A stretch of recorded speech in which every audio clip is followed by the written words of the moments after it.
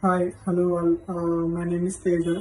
I did the graduation in year 2022 from the non-tech background, and I had a similarly an interest on the networking basics along with some of the software kind of environment I need to shift from it.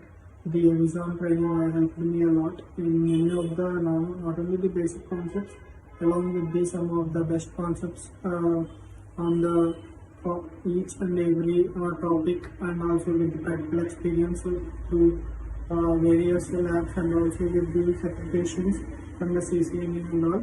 And so with that kind of knowledge and with the type of knowledge, I was selected for the teleperformance and also some of the companies like SVN, Sensenet, and also for the field engineer for the branch of in some of the banking sector companies.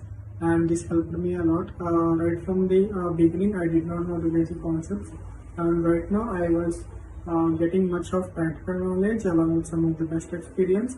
And thank you, Evision. Thank you for giving me this good training, and the training also helped me a lot in my future perspective.